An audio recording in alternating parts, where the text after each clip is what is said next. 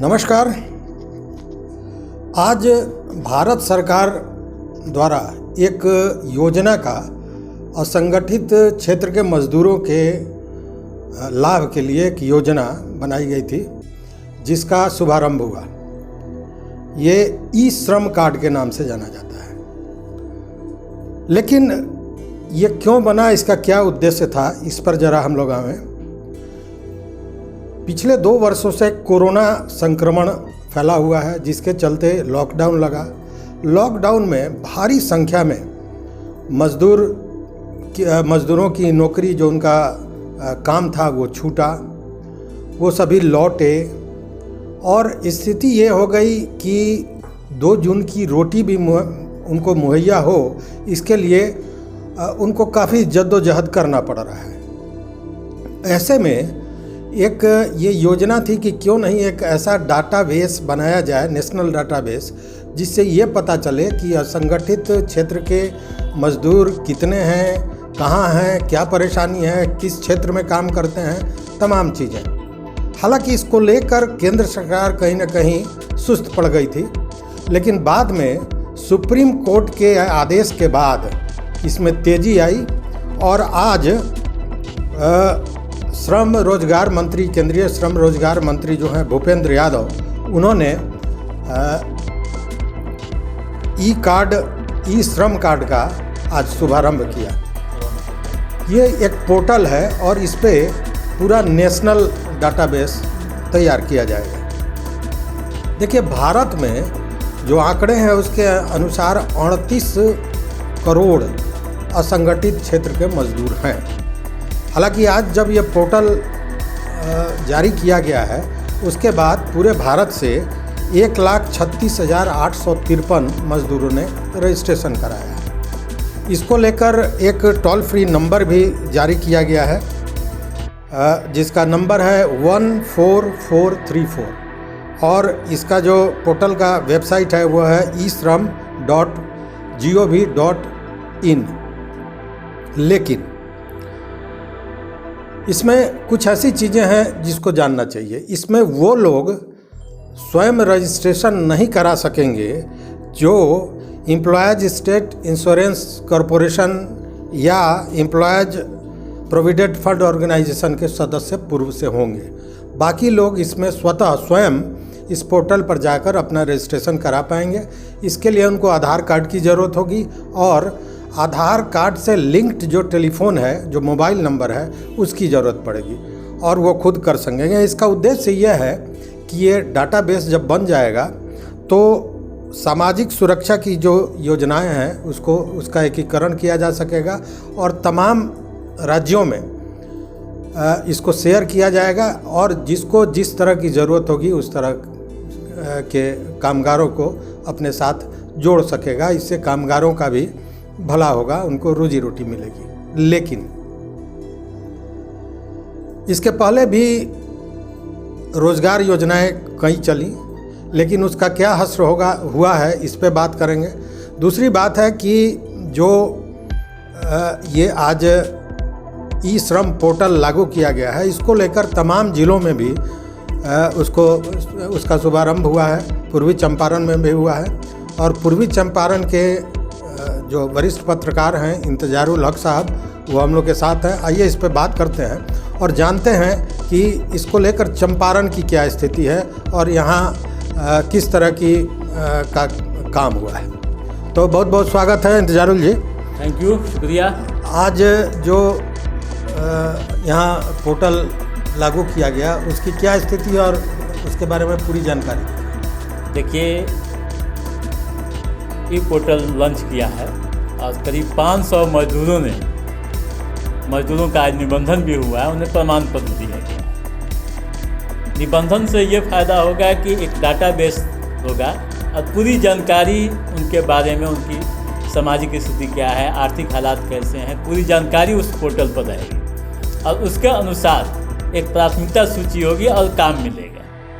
एक अच्छी पहल भी है सरकार की, कम से कम देर आयत दुरुस्त आयत, ये कम से एक पोर्टल लॉन्च किया है जिससे मजदूरों का निबंधन होगा, डाटा तैयार होगा, हम भी जान सकेंगे, आप भी जान सकेंगे कितने मजदूर आपके यहाँ हैं।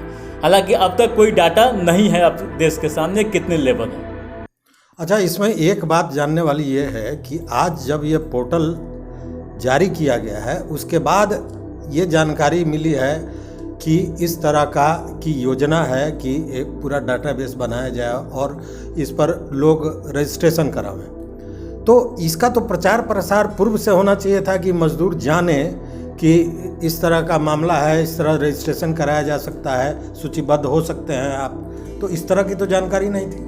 देखिए, ज़मीनी हकीकत अगर हम जानेंगे तो पता ये चलता, खुद मजदूर ये नहीं जानते हैं कि उनका विभाग कौन सा है, किस विभाग से उन्हें योजनाएं मिलती हैं। आप चौक चौराहे पर मजदूर सुबह में खड़े होते हैं, उनसे बात करने पर यह पता चलता है कि उन्हें इसके बारे में कोई जानकारी नहीं है। हालांकि प्रशासन ने दावा किया है कि हम जागरूकता चलाएंगे, जहाँ जहाँ मजदूर मिलते हैं वहाँ जाकर ऑन द स्पॉट उनका निबंधन करेंगे।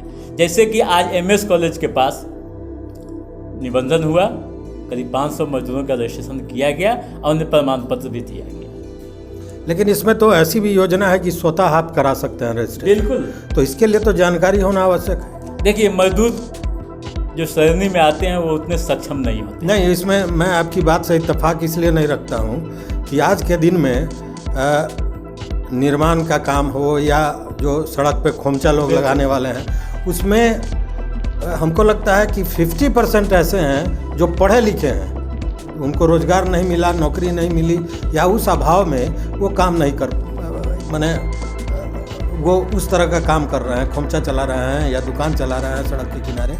तो वैसे लोग तो स्वतः भी करा सकते हैं, उनके पास मोबाइल उपलब्ध होता है। अब आज के दिन में हम ये कहें कि मोबाइल नहीं है तो ऐसी बात नहीं है, सबके पास मोबाइल है। ये बात सही है, मोबाइल है, लेकिन टेक्निकली इस तरह का उसमें जो ऐप होता है, हमने कई मजदूरों से बात भी की है इस पर, उन्हें पता नहीं चलता है कि कैसे उसको डाउनलोड करना है, कैसे उसको नाम भरना है, बहुत सारी खामियां रहती हैं जिसको वो करने में असमर्थ होते हैं। तो उनको किस तरह से सहायता दी जाए? उसको ये जागरूकता फैलाया जाएगा, जगह जगह टीम जाएगी, एक पूरी टीम बनी है जिला में। अच्छा। 14-15 सदस्यीय टीम आज जिलाधिकारी ने बनाया है, DM अध्यक्ष हैं, लेबर सुपरिटेंडेंट जो हैं उसके सदस्य सचिव बनाए गए हैं, और भी तमाम विभागों के अधिकारियों, प्रखंड विकास पदाधिकारियों को उस कमेटी में शामिल किया गया है। और वह कमेटी का दायित्व है कि हर क्षेत्र में, हर गांव में, हर इलाके में जाकर मजदूरों के बारे में जानकारी हासिल करेगी और लोगों को का निबंधन कराएगी। लेकिन इंजारुल जी, ये बात जो आपने बताई कि यहाँ पे कमेटी बनी है, तो ये तो यहाँ के आपके जिलाधिकारी जो हैं शीर्षत कपिल अशोक, वो अच्छे काम के लिए जाने जा रहे हैं। कोविड के समय भी उसी तरह हुआ देखने को मिला, फिर वैक्सीनेशन में भी वो चैम्पियन माने गए, जो यहाँ वैक्सीनेशन हुआ उसको मॉडल के रूप में लिया गया, ये सारी चीज़ें। तो यहाँ तो मान लीजिए कि हो गया, लेकिन अन्य कई जिलों से हमारी बात हुई है, वहाँ इस तरह की जागरूकता या इस तरह का प्रशासन द्वारा पहल नहीं किया गया है, जबकि ये राष्ट्रीय कार्यक्रम है। तब क्या होगा? देखिए, चंपारण, खासकर आपका पूर्वी चंपारण जिला शुरू से ही एक नई दिशा देता रहा है। चाहे 1970 की बात करें या अब की बात करें, यहाँ से शुरुआत हुई, धीरे धीरे हर जिलों में इस तरह की कमेटियाँ बनेंगी और लोगों तक पहुँचने का प्रयास प्रशासन करेगा। अच्छा, इसके पूर्व भी तो रोजगार से जुड़ी हुई केंद्र की कई योजनाएं थी कि ज़्यादा कम से कम 100 दिन रोजगार दिया जाए, उसके बारे में क्या कहें? देखिए, मनरेगा योजना सबसे अहम है, मजदूरों को 100 दिन का रोजगार देने का लक्ष्य है, और आपका जिला मनरेगा में टॉप पर है, पूरे बिहार में टॉप पर है। टॉप पर तो है, लेकिन जो परसेंटेज अगर देखा जाए तो वो तो 50% से भी कम है। बिल्कुल 50% कम है आपके जिला, मतलब कि इससे भी खराब स्थिति अन्य जिलों में है। बिल्कुल, आपका जिला जब टॉप पर है फिर भी मजदूर आज चौक चौराहे पर मिलते हैं, तो इससे साफ जाहिर होता है कि जब हम टॉप पर हैं तब हमारे यहाँ बेरोजगारी है। मजदूर दिन सुबह 7 बजे से लेकर 10 बजे तक किसी दाता की तलाश करते रहते, कोई आए मुझे काम देने वाला। स्वाभाविक है कि अन्य जिलों की स्थिति और खराब है। अच्छा, ये बताइए, जो ई श्रम कार्ड बना है या जो योजना चली है, आपके हिसाब से कितने लोगों को और कहाँ तक लाभ मिल पाएगा? देखिए, इसमें मेहनत करना पड़ेगा प्रशासन को। कौन करेगा मेहनत? एडमिनिस्ट्रेटिव लोग करेंगे, सिविल सोसाइटी के लोगों को भी आगे आना होगा। सिविल सोसाइटी को भी आना जी। और जो टीम बनी है उसमें जिला स्तरीय जो भी संगठनें हैं उनको भी जगह दी गई कि आप लोग भी इसमें लोगों को जागरूक कीजिए, अधिक से अधिक लोगों का निबंधन कराइए मजदूरों। अच्छा, एक बात बताइए, जैसे अगर चंपारण की ही बात लें तो जितने मजदूर हैं उसमें हमको लगता है कि इसका कोई आंकड़ा तो है नहीं, लेकिन 50% से ज़्यादा वैसे मजदूर हैं जो निजी काम से मतलब कि किसी का घर बन रहा है उसमें मजदूरी कर रहे हैं या इस तरह का काम कर रहे हैं।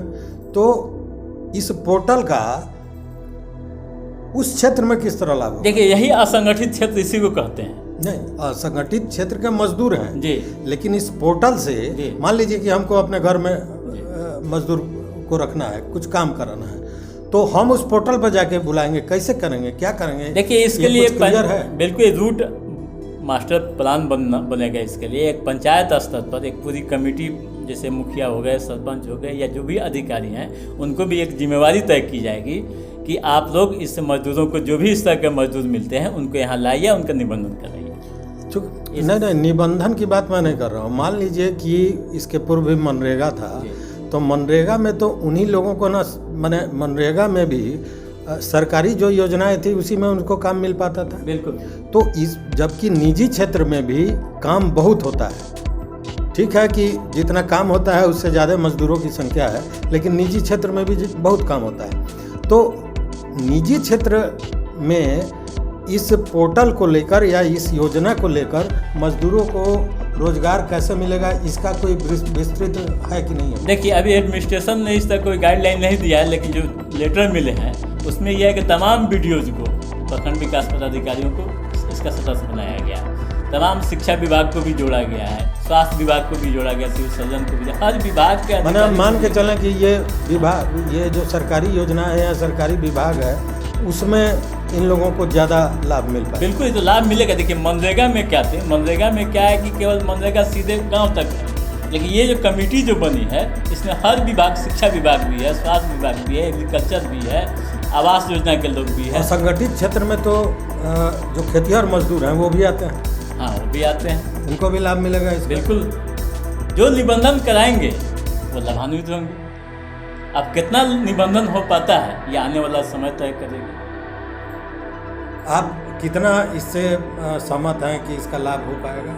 देखिए, जब शुरुआत में मनरेगा आई थी तो संख्या कम थी मजदूरों की, आज भी उतनी अच्छी नहीं है, लेकिन फिर भी हम लोग अंग्रेजी में पढ़ते हैं कि something is better than nothing.